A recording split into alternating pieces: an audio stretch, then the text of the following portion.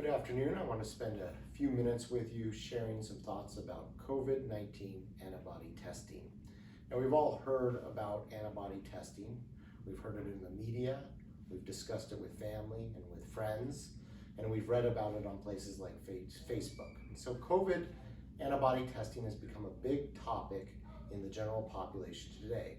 And one of the reasons why it's become a big topic is because COVID-19 has had an unprecedented impact on our lives. It has changed how we work. We no longer can simply see patients. We have to put on N95s, gowns, gloves, masks, goggles. We have to don and doff, so it's changed how we work. It's upended our relationships. We don't have an easy way to get together with family, with friends. It's a challenge to visit with aging parents. It's disrupted our social connections. We can no longer go out to dinner, go to sporting events, get together. It's affected our bank accounts. It's undermined our economy. The stock market's down. Basically, COVID-19 has changed our lives like no other. And that's why antibody testing has become such a popular topic. The idea of antibodies have a lot of allure, a lot of appeal. It seems so great that if I had the presence of antibodies, it would mean I'm protected and I'm safe. And we've heard about this idea of antibody passports. That means people with antibodies can re-enter society. They've talked about this in places like the United Kingdom, in Germany, in Chile. And just as important, we think about antibodies. If I'm positive, does that mean I no longer have to worry about my health or my safety? And so antibodies have a lot of appeal. Basically, the idea allows us to return to our normal life. And so I think it's an important topic to understand and to discuss. So I wish it was very simple, but it's not. Antibodies are complex. And some of the things that we have to discuss is, before we can go into the antibody testing, I want to spend a few minutes even discussing what an antibody is. And so an antibody is a way of seeing if a person's immune system has responded to an infection like a virus or a bacteria. So antibodies help us tell who had a disease. It does not tell us who has a disease. If we want to know who currently has a disease, we have to use another type of test called a PCR, and we've all heard about these. These include that nasopharyngeal swab or the saliva test. So the antibody tests tell us who had a disease. And so when we talk about antibodies, it's important to understand how antibodies are even made. And so when we get an infection with a virus or a bacteria, our immune system attacks that virus. And then parts of our immune system take that virus and present it to a part of our immune system called B cells. And it presents it to the B cells, and then those B cells make lots of those little antibodies and release them into the blood. So when we release antibodies into the bloodstream, 4 things can happen.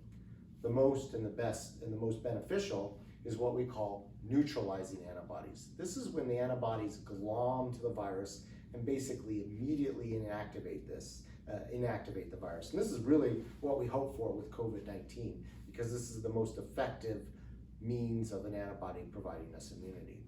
Another way that an antibody provides immunity is it attaches to a virus, and then that signals other immune system components, other cells to come over and attack that virus. So it can signal other parts of our immune system to work.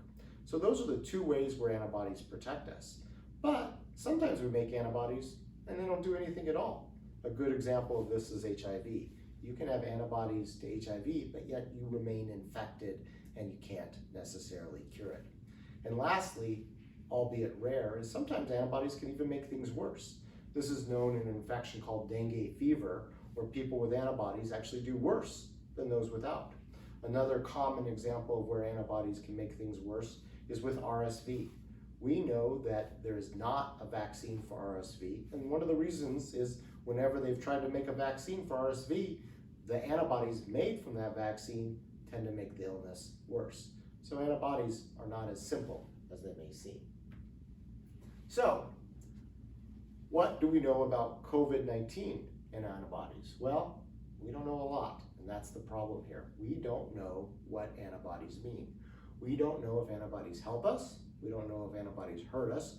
we don't know which of the many antibodies that are made in a single viral infection are important to recognize. So there's lots of antibodies that come from one infection, many different types. We don't even know which ones are the important ones. We don't know how many antibodies are important. So sometimes you can test for the presence of antibodies, but that doesn't tell you everything. You have to have a certain amount of antibodies to get immunity. And so the issue with antibodies in COVID-19 is we simply don't know what antibodies do for that infection and whether they're important or not. In fact, it could be that COVID-19, the immune response has nothing to do with antibodies, but has to do with other parts of the immune system. So the point being is we don't know what antibodies do in COVID-19. But we do know some things, and I think that's important to talk about, and that's why this is getting lots of conversation, is we do know that there is some potential immune effect when you have COVID-19. A couple scientists in China infected a couple monkeys. They got really sick, they got better, and then they tried to infect them again 30 days later, and they couldn't get the monkeys sick. So that's a really good sign that our immune system does respond to COVID-19. Now, of course, that's monkeys and not humans, but it's a good starting point. We also know something called convalescent serum therapy seems to work. And so what is convalescent serum? That is when we take blood from people that have had COVID-19 and recovered, we pool it together, and then we process it in a safe and sterile way, and then we administer that blood product to a sick patient. And what we know is when we do that, by administering that blood product, which likely contains lots of antibodies, it makes patients get better. So convalescent serum is both a therapy and a good sign that antibodies do work in COVID-19. Lastly, other coronaviruses, we do know, get some immunity when you get infected. And so there are 4 other common coronaviruses that circulate every year that just cause a common cold. And we know when we get those, you get immunity for about a year. And we also know that if you get a subsequent infection, it tends to be milder. So these are all very good indications that antibodies might be beneficial. So let's talk a little bit about antibody tests.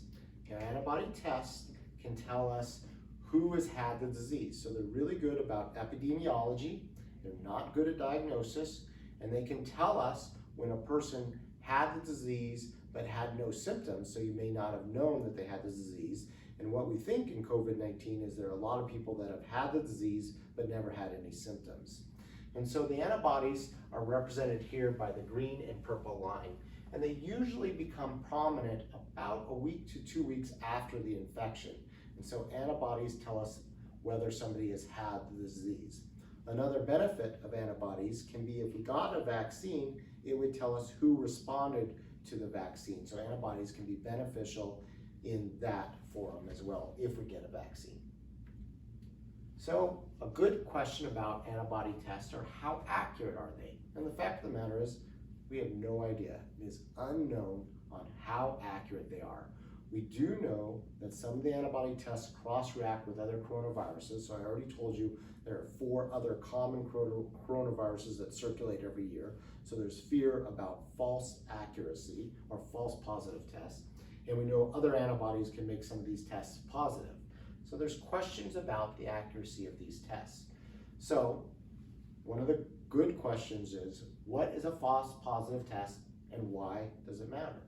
Well, a false positive test is a person who did not have COVID-19, but whose tests came back positive. And this is a critical piece of information because false positive tests can be very dangerous in a situation like this because it can give people false reassurance. It could get them to be lax in their precautions and then interfere with their willingness to social distance and then put others at risk. And so false positives are very dangerous when we talk about antibody tests because it gives the recipient or the patient the wrong information. So the rate of false positives in the current antibody tests are estimated to be about 1 to 10% or even higher. And so this is a good example. If 100 people are tested with an antibody test and the current prevalence in the population of COVID COVID-19 is 2%. So currently in the state of Colorado, we estimate 2% of the people have had the disease. If the antibody test has what we call 95% specificity, which is the technical way of meaning about 5% of the time there are false positives, that would mean if we tested 100 people with a prevalence of 2% and a 5% false positive rate, we would end up with 7 positive tests. Now, 2 of those would be real, 5 of them would be false positives, but we would never know which ones were which. And so that's part of the challenge. And as a result of everything I've just discussed here, antibody tests are currently not widely recommended by the CDC, the Infectious Disease Society of America, or the World Health Organization.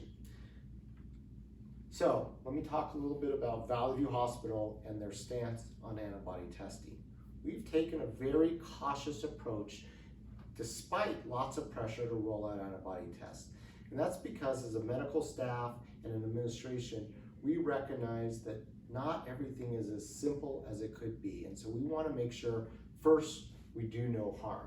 And so we do have availability of antibody testing. And in very select cases, when a patient and a provider have a good conversation about the pros and cons and what the test results could mean, it is available if you seek that care from your doctor. Now, some of you may have heard about rapid antibody tests, and we actually have some of those as well. We took a very strategic approach and decided the risk of rolling this out to the general population outweighed the benefits. And so what we decided to do was to use it as an epidemiologic study of our frontline healthcare workers to determine the trending and tracking of converting to positive antibodies. And so what we did is we tested 274 of our frontline healthcare workers. These are people that potentially or did have contact with COVID-19 patients. And what the results showed that 13 came back positive. And this result was actually not too surprising because based on the prevalence of 2%, 274 times about 2% would be about 3 or 4 people that would be truly positive. And then another 9 or 10 we estimated were false positives. So we came back with 13 that were positive, and we probably think 4 of those staff members are true positives, whereas maybe 9 of them are false positives.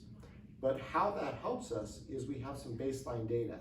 And as this disease progresses and more people get it, and we learn more and more about the antibodies, we'll have a baseline test for the majority of our healthcare workers. And in the future, when we know more and we know what these antibodies mean and we know more about the test, we could retest all these people and determine how many truly converted and are now positive. And hopefully we'll know that these antibodies protect us, and that'll help us with our frontline workers and how they interact with COVID-19 patients. So we have the hope we can use these rapid tests in the future. But for now, we remain in a state of not knowing and a very cautious approach. So the future of antibodies is bright, but we have to tolerate the current uncertainty and give scientists time to do their jobs and learn more.